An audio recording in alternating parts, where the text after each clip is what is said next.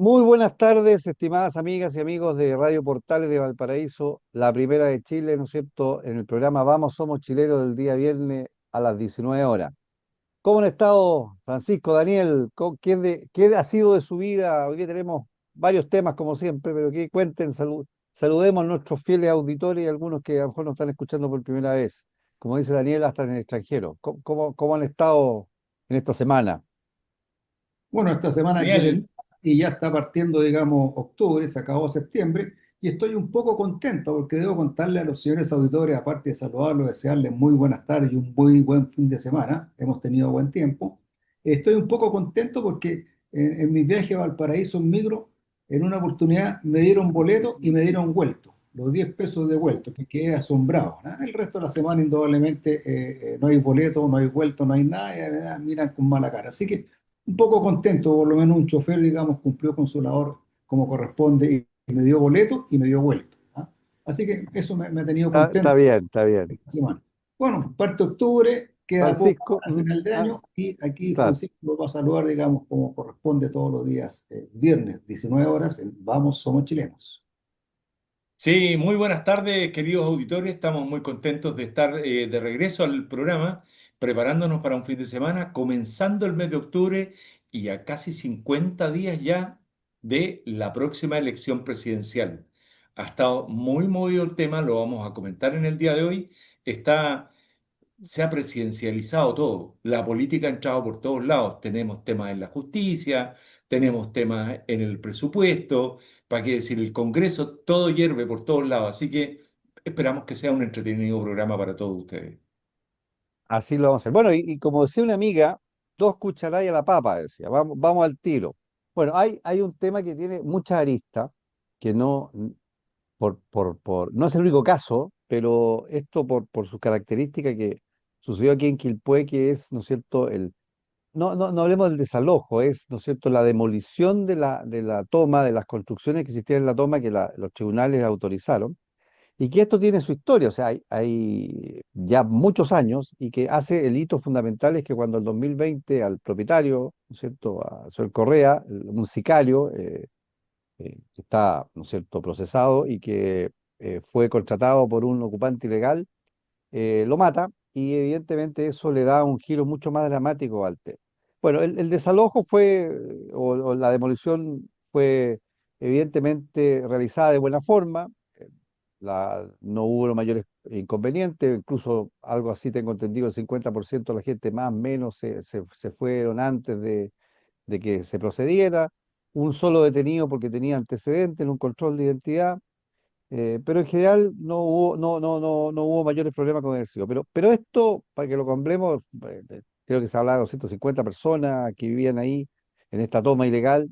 eh, Hay algunas que se le dio, ¿no es cierto?, solución a través del sector público para buscar darle albergue, algunos se están catachando, pero esto tiene varias aristas, pues tiene la arista de primero el sicariato, por así decirlo, que impacta, el hecho de la toma, el hecho quizás de hablar del Estado de Derecho y quizás siente una jurisprudencia. ¿Qué piensan ustedes como personas vinculadas también al derecho sobre lo sucedido en esta demolición de la toma en Quilpué?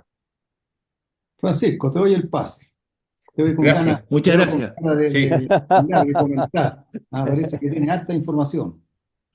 Mira, aun cuando mi vinculación con el derecho es más bien tangencial, la verdad es que me encanta el tema, todo el tema jurídico. Sin embargo, me gusta mirar la estrategia que usó la hija de Alejandro Correa, el empresario dueño de esta propiedad, que cuando denunció que se habían tomado su predio a la justicia, 4 días después mandaron a matarlo y lo mataron en su casa, con su familia alrededor. O sea, el grado de impacto fue brutal.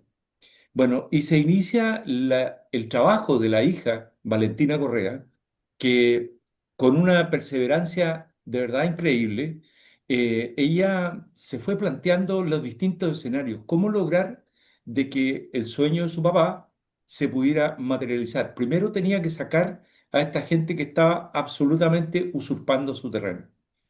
Y la estrategia que utilizó ella al principio decía, Bueno, la justicia me pide que yo demande uno a cada uno de ellos. Ustedes se podrán imaginar lo que habría significado eso, de estar en demanda, en audiencia, enfrentando a esta gente y su familia uno por uno. Y por otro lado era imposible materialmente y logísticamente, era muy difícil. Y por otro lado estaba su propia familia, que ya había perdido a su papá, que ya habían perdido a un integrante de la familia con algo muy doloroso, muy grande, y bueno, que el escenario que se preveía en esa condición iba a ser una cuestión más catastrófica. Entonces ella lo que hizo fue, con asesoría de buenos abogados, fue y cambió la estrategia y decidió poner al Estado de por medio, al Estado por medio, y el Estado, porque hay un plan regulador, porque hay normas de construcción en tal lugar. Entonces fue y dijo, y aquí no se está cumpliendo esto, y puso al Estado de por medio. Y el Estado finalmente se transforma en el ente que confronta a a los sicarios, perdón, a los empresarios que habían mandado el sicariato y a esta gente que estaba ahí. Y con esta estrategia, ella de alguna manera logró que el gobierno anterior, el gobierno de Piñera, iniciara las acciones jurídicas, judiciales contra esta gente. Bueno, ella plantea, lo dice abierta y claramente, que cuando cambia el gobierno actual no entendió el problema.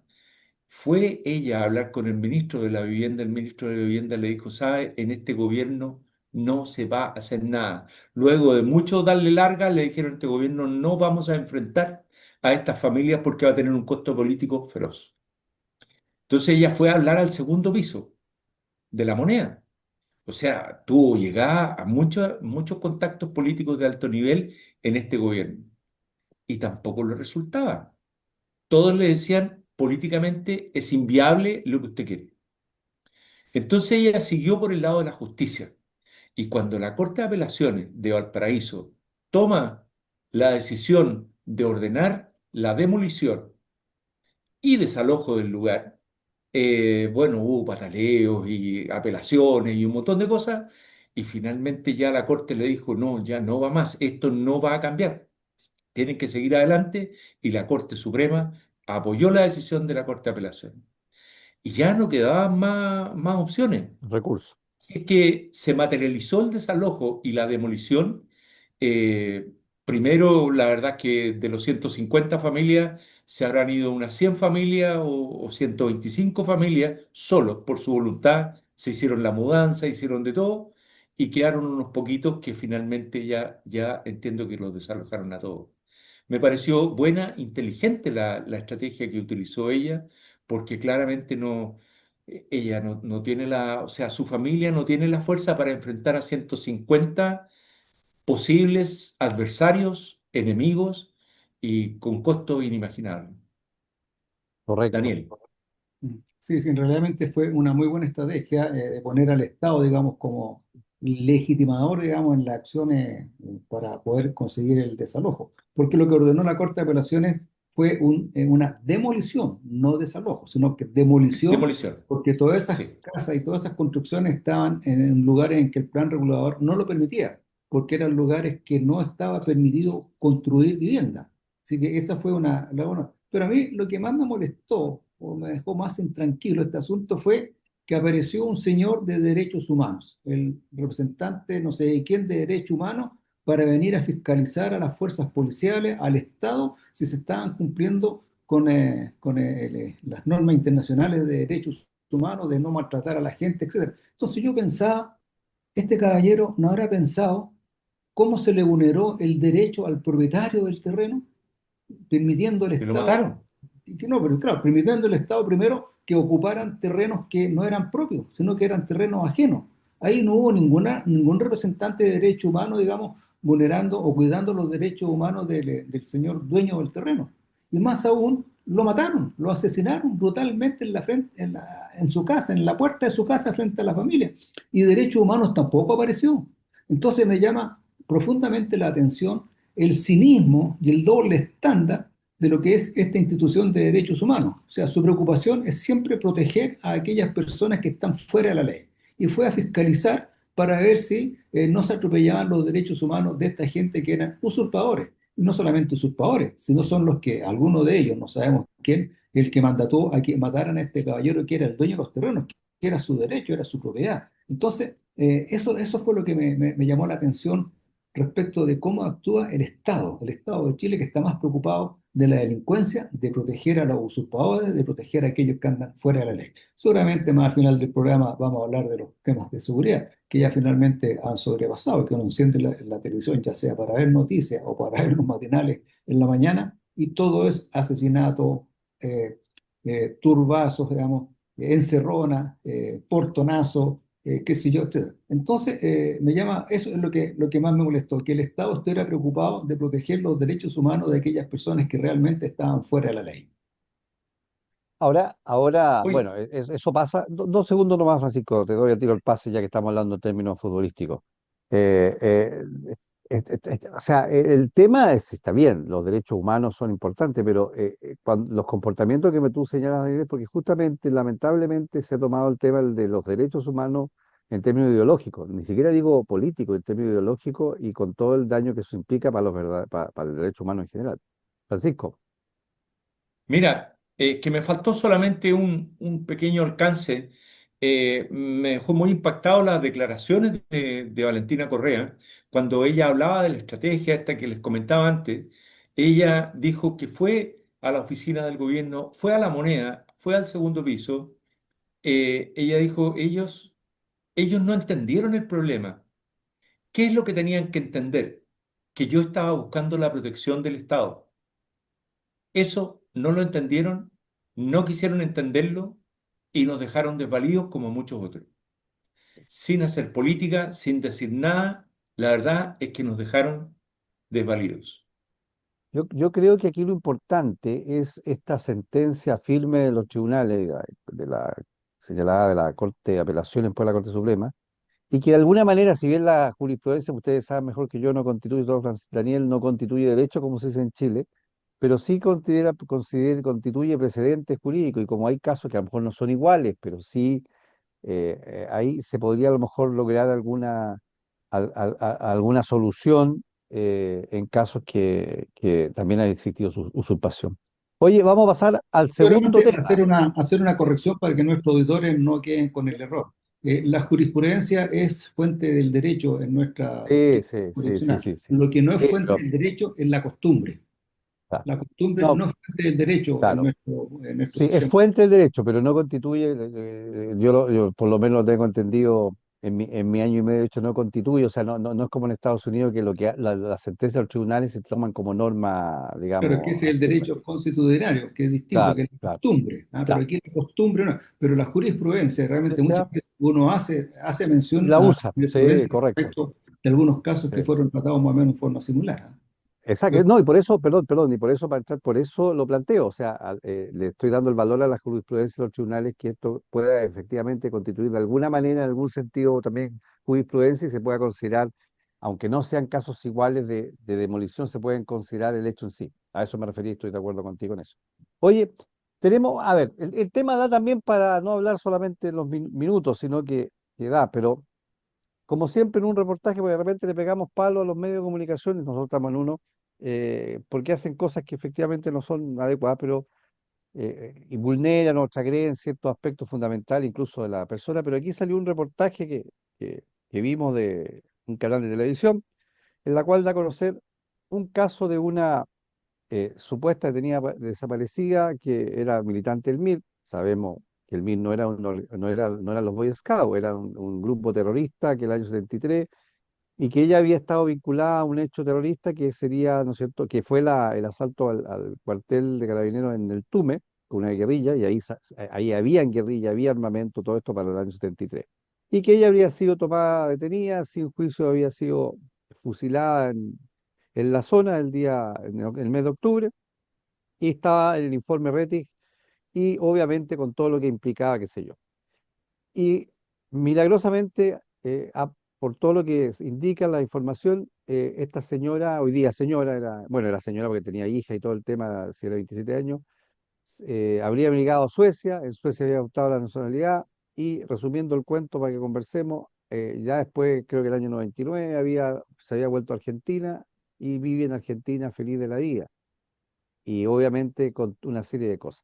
Bueno, esto tiene evidentemente, sabemos casos que existieron en esta materia, pero esto habla mucho de lo que yo me acuerdo hace muchos años atrás, había un ciclista que decía que también había sido desaparecido y andaba en Washington y se le encontró en Washington. Este ciclista. Hay mucho que contar y además una lista política, pero una lista de lo que significa económica, es decir, que hay pensiones de por medio, ¿no es cierto?, que cobra gente y una serie de cosas que ya explotaron en el 2007. Ustedes se acuerdan que en el 2007 ya empezaron a aparecer estos casos. Bueno, algunos han dicho los memes ahí, milagro, hay un milagro que habría que canonizar a alguien a lo mejor porque renació la persona. Es un tema complejo, pero yo creo que efectivamente no podemos dejar de tocarlo porque implica muchas cosas del punto de vista no solamente político, sino también del punto de vista de cómo funciona el sistema. Bueno, yo ahí quisiera acotar respecto del MIR, como tú dijiste, el MIR es un movimiento terrorista que nace creo que en Concepción con un tal señor Miguel Enríquez por los años 65, 67, más o menos, lo que tengo memoria, y es un grupo terrorista que hizo mucho daño, digamos, al país y sobre todo, digamos, tuvo mucha acción durante el periodo 70-73, con todo lo que era asalto a banco, asesinato, toma de industria, etcétera. Era uno de los brazos armados que tenía el presidente Salvador Allende junto con otros grupos terroristas. Pero a mí lo que más me preocupa de esta señora de que ha resucitado y ha aparecido es que seguramente a alguien lo culparon y alguien está preso o ya murió estando preso siendo inocente. ¿Y cuántos casos más? Cuando aparecieron, no sé si ustedes se acuerdan, cuando apareció el primer caso de las fundaciones en Antofagasta, con esta cuestión, yo dije, esta es la punta del iceberg. Y resulta que una o dos regiones son las únicas que se salvaron de no tener este asunto de las fundaciones, de cómo le sacaban plata al Estado. Así que yo creo que a lo mejor puede que aquí nos encontremos con una puntita del iceberg y empiece a aumentar los milagros y empiecen a aparecer gente que se determinaron que estaban detenidos, desaparecidos, y empiezan a aparecer. Y lo que me preocupa, que bueno que estén vivos, ¿no es cierto? Pero lo que me preocupa que los tribunales de justicia, los ministros en visita, a cuánta gente a lo mejor procesaron, condenaron, siendo inocentes, bajo la figura, ¿no es cierto?, de esta ficción jurídica que era el secuestro permanente. Es una de las cosas que a mí me preocupa y quizás se debiera investigar con más acuciosidad y más a fondo cada uno de los casos, y principalmente la gente que está en Punta Peuco, y no solamente los que están en Punta Peuco, sino que aquellas personas que están ya idas, están con Alzheimer, están con cánceres terminales, con más de 85, 90 años, etcétera, y a lo mejor son inocentes y culpados, digamos, con esta ficción jurídica del secuestro permanente de detenido desaparecido. Recordemos que este ministro en visita de Temuco condenó a algunas personas por el solo hecho de pertenecer al ejército, porque si pertenecían al ejército estaban de acuerdo con el gobierno militar, sin tener más pruebas y ninguna prueba. Entonces, eso es lo que a mí me preocupa, que a lo mejor puede que haya gente inocente esté en Punta Arenas, que esté procesada y que esté siendo cuestionada por esta ficción jurídica, que estamos dando cuenta que en realidad se empieza a transformar en un milagro. La gente empieza a aparecer, empieza a resucitar. Eso es lo que más me preocupa. Oye, antes que hable Francisco, sí para precisar de que en este caso la causa está sobreseída y no hay ningún culpado. En el caso de ella, por lo menos en ese aspecto no hay daño, por así decirlo, en este caso. Bueno, se presentó, Francisco, también un recurso de parte de los diputados, el diputado Alessandro y otro más, a la Contraloría para que haga investigación en esta materia, porque evidentemente puede salir otro, que el caso de la licencia, que ya se sabe, ya quedaría chico a lo mejor en términos de esto, con todo el tema de las pensiones y con todos estos beneficios que de repente ha obtenido gente claramente de manera... Y la otra lista que el ministro en esa época de Justicia, Cordero, supo del caso ya el año pasado, no es una cosa nueva, y aparentemente no existió la diligencia para investigar como correspondía. Bueno, aquí tenemos otro caso más que resulta que los periodistas son los que descubren las cosas. Recordemos el caso González, ¿no es cierto?, que nos mantuvieron en secreto. Creo que por ahí hay otro caso más que también mantuvieron en secreto y salió a la luz gracias a las investigaciones periodísticas. Y aquí tenemos un nuevo caso que gracias a la investigación periodística se están descubriendo, digamos, todo este tipo de situaciones. Bueno, yo quisiera ahí comentar respecto a este tema. es que en el día de ayer se aprobó una moción parlamentaria, luego de, no sé, un par de años tratando de lograrlo, por parte del diputado Kaiser, de que se identifiquen, no sé, huesos pertenecientes a unas 400 personas que están en el servicio médico legal y que han estado ahí apilados sin ninguna gestión del servicio médico legal porque requieren de una orden judicial para poder identificar estos restos. Y como los jueces, muchos de ellos coludidos con este relato de la izquierda, ya voy a contar por qué, no daban dichas órdenes judiciales y en el Congreso a nadie le interesaba porque se iban a descubrir que muchas de estas personas que hoy día tienen el, entre comillas, el privilegio de detenidos desaparecidos, en realidad ya habían fallecido. Las circunstancias por las cuales están se van a saber. Ahora están apareciendo algunos que son falsos. ¿Y para qué vamos a hablar de los falsos exonerados? Que dicho por el propio jefe del tema de los exonerados, un señor muy de izquierda, dice que los falsos exonerados son 100.000. Entonces, esto es una corrupción completa, completa y un relato de izquierda feroz. Y esto tenemos, por ejemplo, que el, como decía yo, hay algunos jueces muy relacionados con el mundo de la izquierda, está muy politizada la justicia. Hace muy poco tiempo atrás se celebraron los 100 años de la Corte de Apelaciones de Temuco. Y su presidente, el juez don Carlos Mesa, le tocó, hizo una ceremonia de la celebración de los 100 años y concurrieron a esta ceremonia de celebración los jueces ministros de la Corte Suprema, Valderrama y Llanos. ¿Por qué los nombro a ellos y por qué llama la atención que hayan concurrido?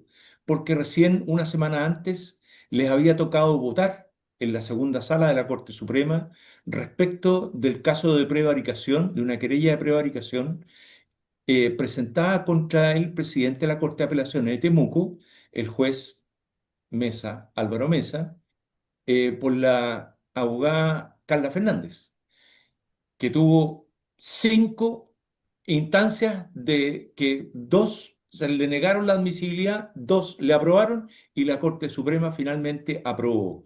Con el voto votaron 5 ministros, 3 a favor, 2 en contra de la admisibilidad, o sea, a favor del Después juez de... de Temuco, ¿Mm?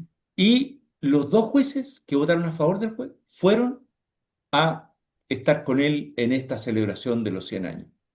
Yo creo que hay ciertas cosas que en realidad es como un poco de pudor. O sea, ¿cómo si yo tengo que tomar una decisión respecto de lo que está pasando, que resultó con que este juez terminara siendo imputado, va a llegar un momento, porque ahora se va a meter la fiscalía en el tema, ¿cierto?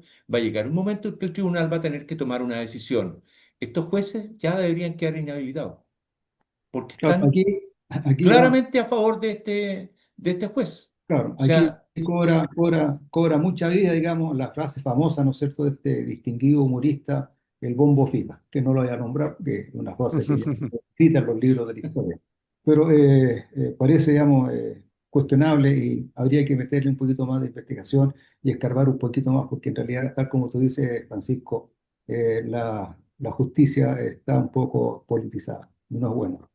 Usa la no, frase literaria, algo huele mal en Dinamarca, Claro, esa es más como sí, más claro, adecuada, claro. Pero bueno, mira, yo creo que en esto, a ver, yo creo siempre y pienso que el país debe mirar siempre hacia el futuro y debe estar con como espejo retrovisor, como decía un profesor que tuve la historia, porque eso nos hace justamente aprender y no repetir los problemas y los defectos y las cosas que se hizo en el pasado de forma negativa. Pero está claro, o sea, Chile vivió un estado de guerra que incluso fue reconocido por el que en ese momento era el ministro cumplido, el ministro de Justicia del gobierno de Patricio Elwin, más allá de que él dice que yo lo entiendo perfectamente, que este estado de guerra no duró más allá de 6 meses, pero el país vivió, y los que estábamos conscientes, ya sabemos que vivió un estado de guerra más allá de la creación legal y normativa, se justificaba plenamente. había una serie de grupos terroristas y había un intento, como lo hemos dicho, de crear en Chile una dictadura de carácter marxista a la usanza antigua, que hoy día la gente joven no sabe cómo funcionaba el sistema y cómo era en ese momento la estructura y como conversamos en un programa, el tema además geopolítico. Bueno, eso que existió en Chile, que es importante como elemento histórico, ha sido obviamente usado. Entonces aquí, en este tema, el tema de derechos humanos, además de, que sí, hay temas que a lo mejor hay hechos que pasaron y sabemos que son ciertos, pero ha habido un uso y un abuso porque hay un tema no solamente ideológico, o sea, hay un interés político, ideológico de generar ciertos objetivos políticos, ideológicos, Y pero también, económico, un exacto, trasfondo económico. económico. pero hay un interés económico. Y como el interés económico pesa y muchos se llenan los bolsillos de esto, es por eso que no quieren terminar y tiene esa ficción jurídica, el detenido desaparecido y todas las cosas que son, o sea, declaren la muerte presunta y eso significa una serie de situaciones jurídicas. Claro, ¿por qué no se declara la muerte? Entonces, hay una serie de cosas que hacen que económicamente les quitan el negocio a mucho en esta cuestión, además del tema ideológico. Es una industria esto, es una industria. Así Y es, van todos en este negocio. así es. Bueno, estamos llegando listo a la pausa, por lo menos nosotros muy entretenidos a la pausa musical y nos encontramos en unos minutos más, nos reencontramos en Vamos Somos Chilenos, Radio Portales del Paraíso. Bueno, ya de vuelta en el programa Vamos, Somos Chilenos de Radio Portales al Paraíso, hoy día viernes 3 de octubre del año 2025. Y como decimos siempre, se nos está yendo el año, ya después del 18 viene, se acerca Navidad y se pasó otro año más, y así se nos pasa la vida. En Y otro año Venezuela, más, Venezuela ya llegó la Navidad ya, pues, sí, ya se ya enamoró no, la porque Navidad. Venezuela es caso especial, pues entonces por eso ya están adelantados ellos, deben ser. Yo siempre digo, cuando los chilenos se asilen en Venezuela y los gringos en Cuba, voy a pensar de que los modelos son buenos. Antes no voy a pensar en eso. Así es. Oye, porque se nos pasan en los años y se pasa el año y bueno, viene la ley de presupuesto que se presenta al Congreso todos los años, ¿no es cierto? Que siempre es discutible, seamos honestos, más allá de los gobiernos, siempre van a haber dime y direte, pero este año ha sido especialmente complicada porque y el debut del ministro Grauco, ministro de Hacienda, parece que no le fue muy positivo a estos efectos, porque claramente, y me adelanto a los comentarios, es claro que no hay plata. O sea, se solicitó ajuste fiscal y evidentemente eso significa que vamos a tener menos plata y como tenemos menos plata, el presupuesto, si bien tiene un crecimiento, por así decirlo, mínimo, hay medidas que son drásticas y que lo que estamos viendo haciendo, entendiendo que esta es la presentación, de que tiene que ir al Congreso, que tiene que aprobarse, que puede ser rechazar algunas cosas, pero la presentación inicial para que los auditores, ¿no es cierto? Y estoy seguro que muchos saben, yo quiero destacar dos cosas fundamentales, ¿ya? Una, conceptualmente lo que significa la llamada glosa republicana, que no son lucas, como diría, ¿ya? Pero que siempre el gobierno ha dejado una cantidad de recursos últimamente, como había recursos, del gobierno pasado, el gobierno del presidente Piñera dejó 700 millones de dólares de libre disposición para que el gobierno que entrara hiciera lo que estuviera de acuerdo a su prioridad, sin perjuicio de las posibilidades de modificar, ¿no es cierto? Pero los ajustes y las modificaciones significa cortarle a otro, no es lo mismo que dejarle libre disposición. Entonces, ese tema, que si bien no son tanto, implica claramente que hay una de eso. ¿Cómo será que fue criticado en todos los sectores? Hasta la candidata Jara eh, enrostró al gobierno de esta falta y que incluso debía reponerse. Y lo otro que quiero señalar, como para iniciar la conversación, en este ajuste hay ministerios que crecen. Algunos a lo mejor en forma entendida. Yo todavía no tengo acceso a las glosas, a las partidas, porque habría que ver en qué crecen, porque si crecen en funcionarios, está claro que no es la idea. Pero, por ejemplo, el Ministerio de las Culturas, la Arte y el Patrimonio, que yo no me, no- que yo no me pongo que sea, crece un 11,28%. O sea, a ver, estamos con problemas y estamos dando más plata a la arte y las culturas, con todo respeto al arte y a la cultura que creo que es vital para el desarrollo, pero para defender libros ¿no es cierto?, de un terrorista acá en Valparaíso, no sé, 11,28. Los otros que sirven son viviendas 7,6, que me parece bien, salud 5,57. Pero me voy a llevar a los, educación no mucho, 2,22, pero a los que bajan. Descontando el CERVEL, que baja un 68% el presupuesto, que habría que ver por qué baja tanto. Obras públicas baja un 16,3%, bienes nacionales un 22%, y la seguridad pública, que es lo grave, baja un 12,66%, de los cuales el combate al crimen organizado baja un 38,7%. Eso como va por ahí. Entonces, tenemos por una parte que está claramente que hay menos plata, hay ajuste, que hay que hacerle caso ¿no es cierto?, a la entidad que establece que efectivamente, al consejo que hay, pero además el hecho de eso ese sería tan drástico, y además las medidas por el mercado tiene que ser importante. Francisco,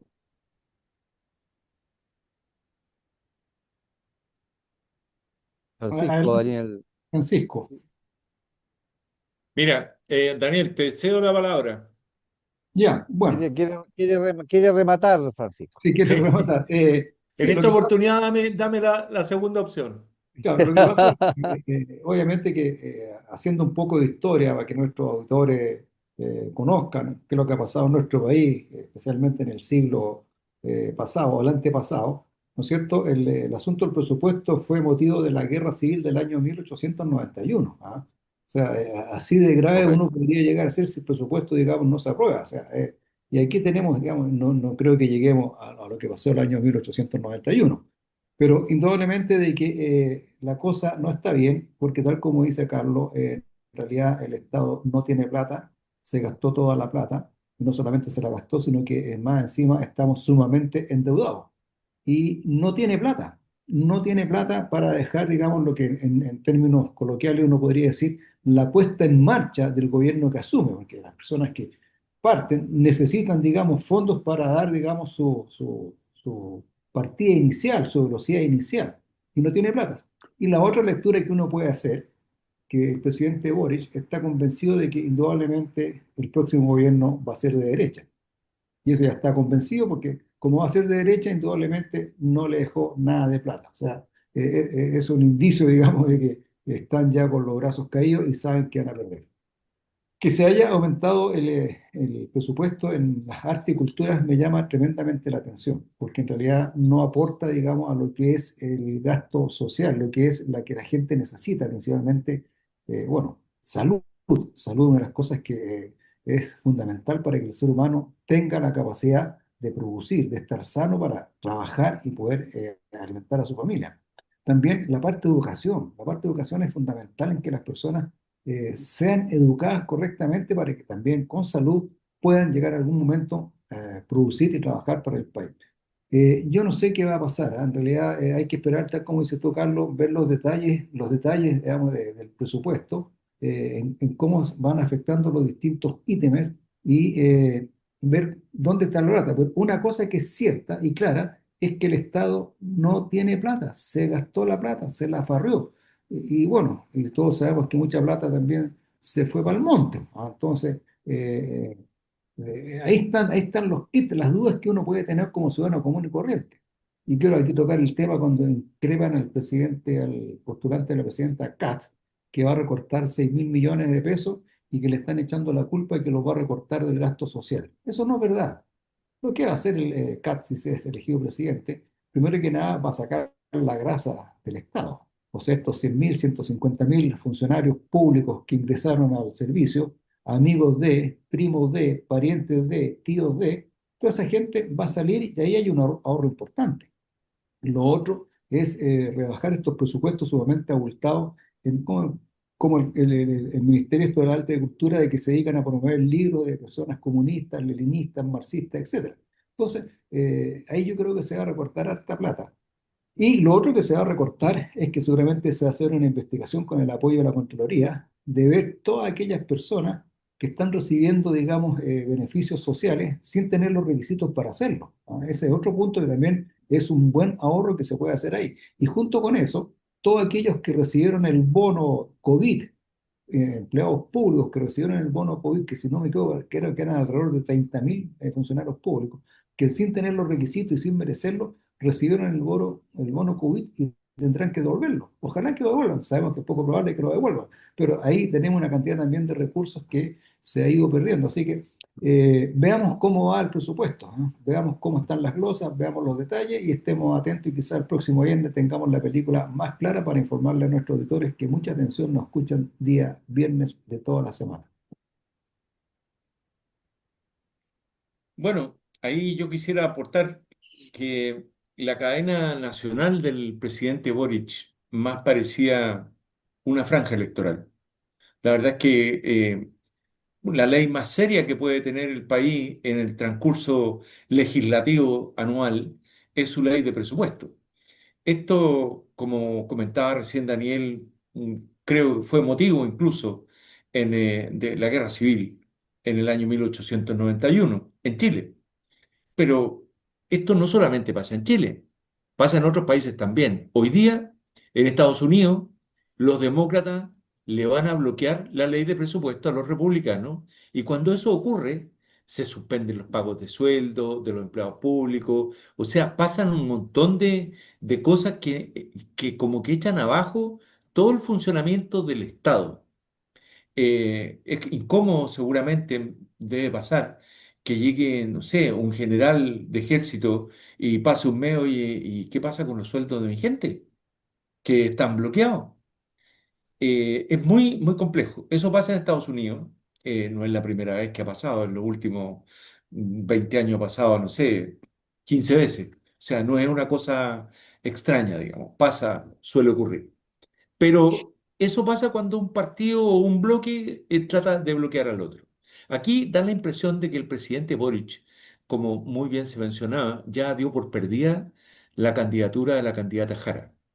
Y como tal, entonces suspende la glosa republicana, que no tiene nada que ver con el Partido Republicano, sino que republicana por la República, de dejarle plata de libre disponibilidad al presidente que entra. En el caso de Piñera, a Boric le dejó 700 millones de dólares en esa glosa, más otro tanto para distintas cosas que necesitaban la salud en ese momento, que también eran de libre disponibilidad. Total, 2.300 millones de dólares.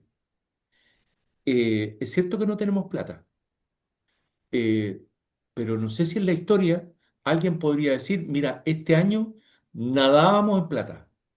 Porque la verdad es que todo el mundo se pone creativo a ver cómo se gasta. Nunca hemos tenido plata, siempre hemos estado cortos. Entonces no vengan a decir que falta plata. Se han robado mucha plata y no teníamos plata. Entonces ahí hay algo que no cuadra.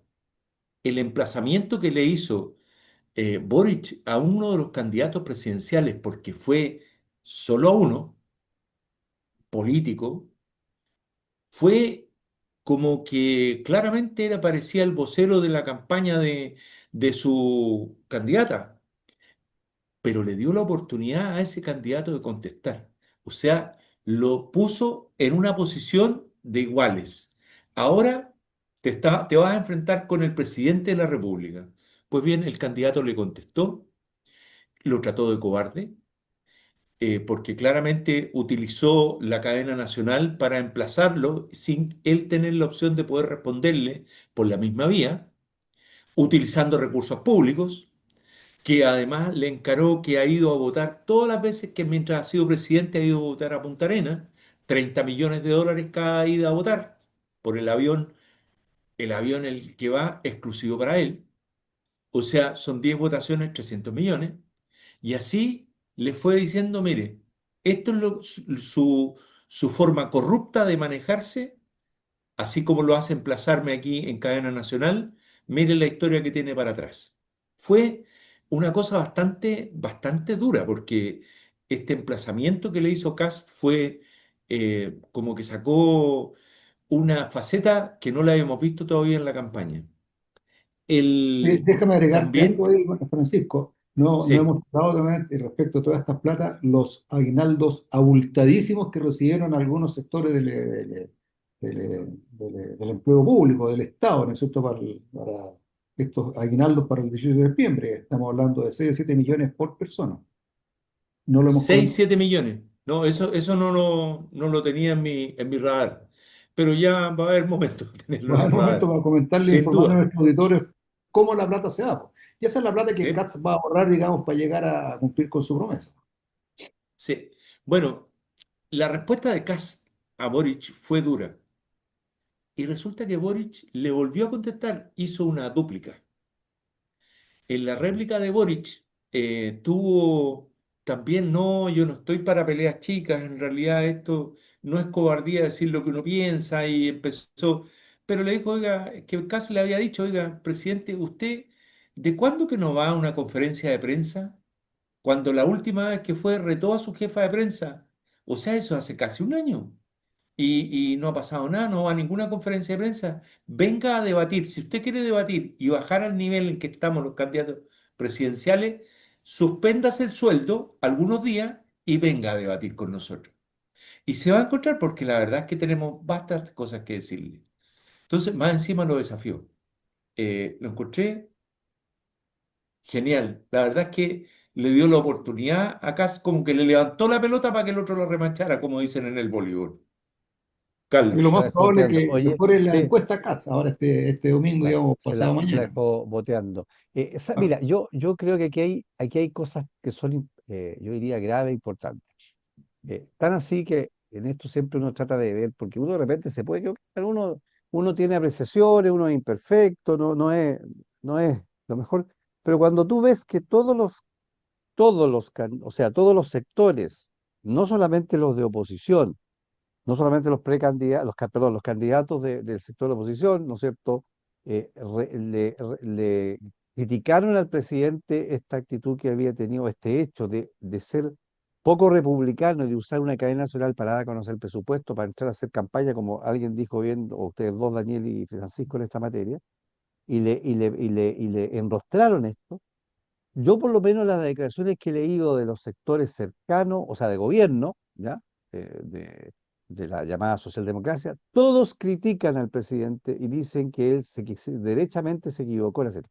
Más allá incluso de que tenga o no tenga razón. O sea, para mí es tan importante el hecho de que es tan grave y quiero señalar eso, porque podría tener razón el presidente, que, no, que otro cuento. Pero aunque tuviese razón en el sentido de que esto significa que no sea posible presupuestariamente social, ¿ya?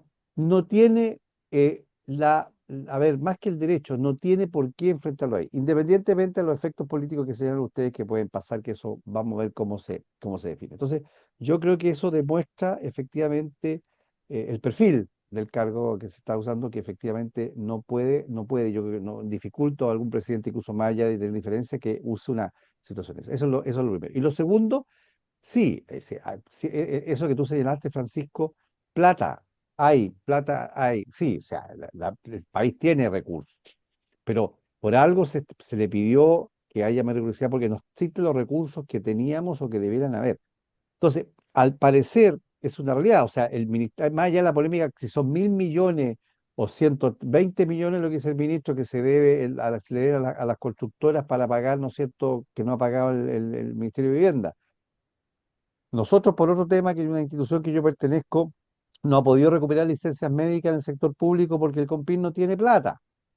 Claramente hay una mala administración. O sea, cuando dice que no hay plata, no es que el país no tenga recursos, hay, probablemente hay un presupuesto y todo, pero hay una mala administración.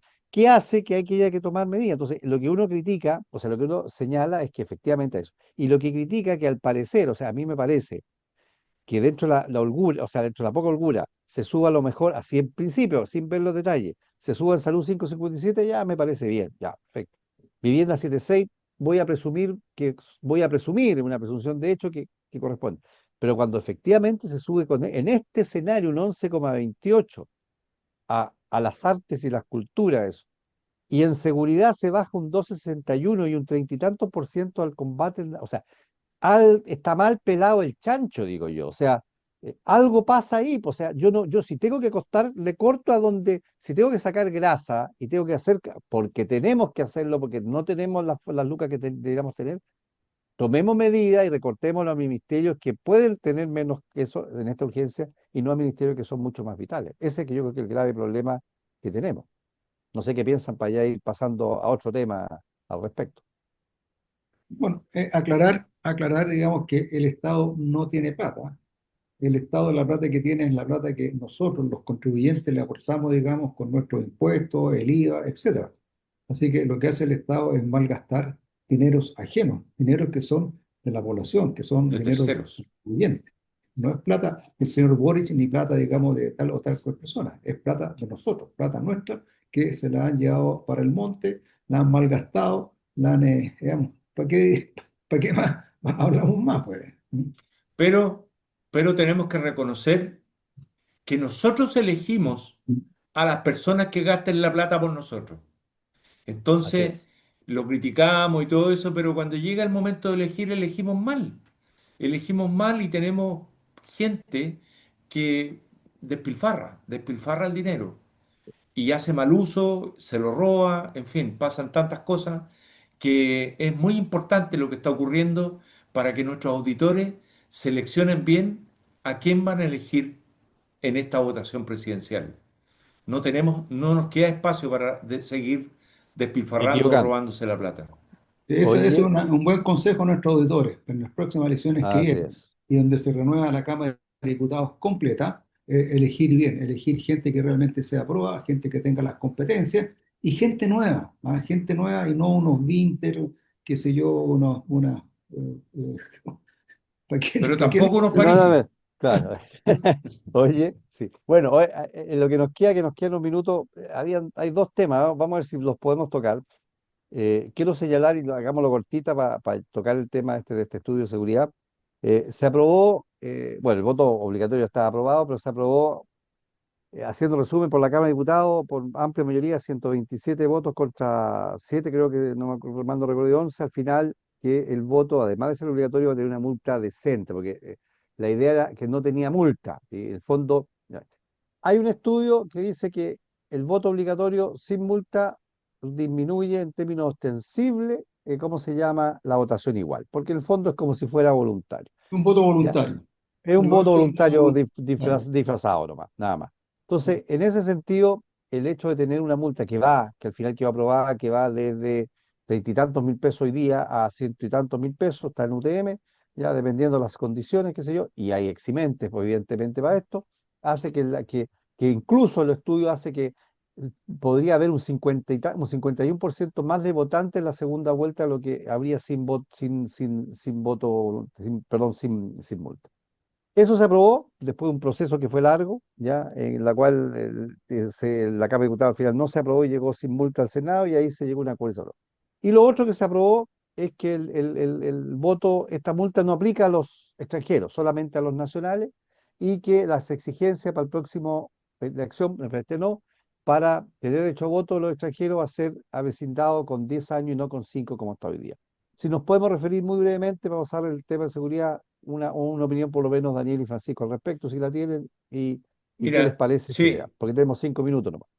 muy brevemente, el voto voluntario era el que traíamos hasta el primer plebiscito constitucional, no para definir si el proyecto que nos mostraba la Asamblea Constituyente era aprobado o no, sino que el anterior, el que definió votar por cambiar la Constitución. Y claro, la izquierda tenía la convicción absoluta de que la gente que no iba a votar, iban a votar por ellos.